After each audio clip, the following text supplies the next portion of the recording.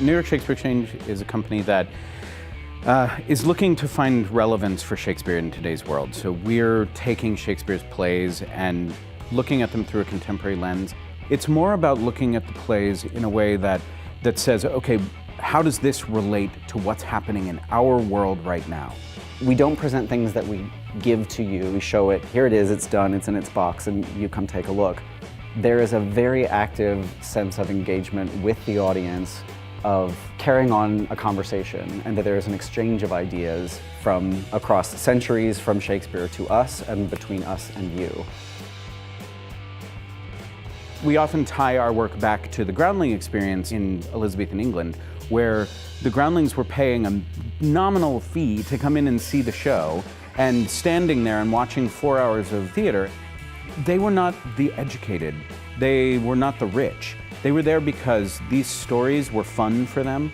We want to find that common ground in our audience as well. How do you make a play like TITUS Andronicus fun? Well, one way is put it in a circus setting. Give yourself a bullseye. Right smack in the middle. We have a living playwright in residence, actually. His name is Kevin Brewer. He developed this play, and we called it a new Shakespearean play, not written by Shakespeare.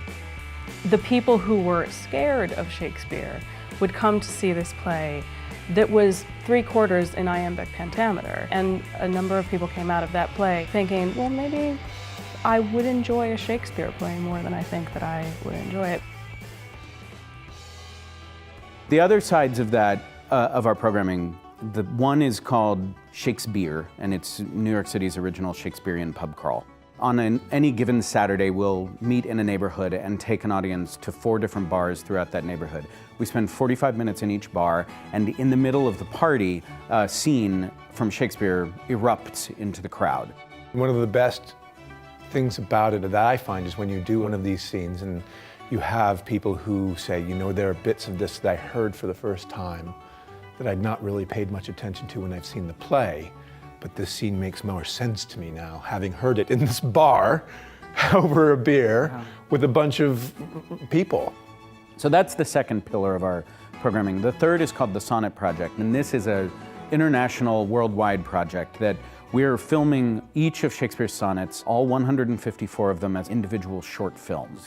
And each one stars a different actor and is performed and shot in a different historic location throughout the 5 boroughs of New York. It's integrating the poetry of Shakespeare's sonnets with the poetry of New York City. And when a director gets it, and you look at their treatment, and you look at the film, and you think, they're meant to be filmed, because they're imagery-based. A lot of people that we've spoken to have said, oh, I go see Shakespeare, but I don't like it. Or, Shakespeare's over my head. But it's not. It was written for the common people, and it was written for a really potent expression of life. And if we can get inside that for today, then we can share that poetry and that experience with today's audiences.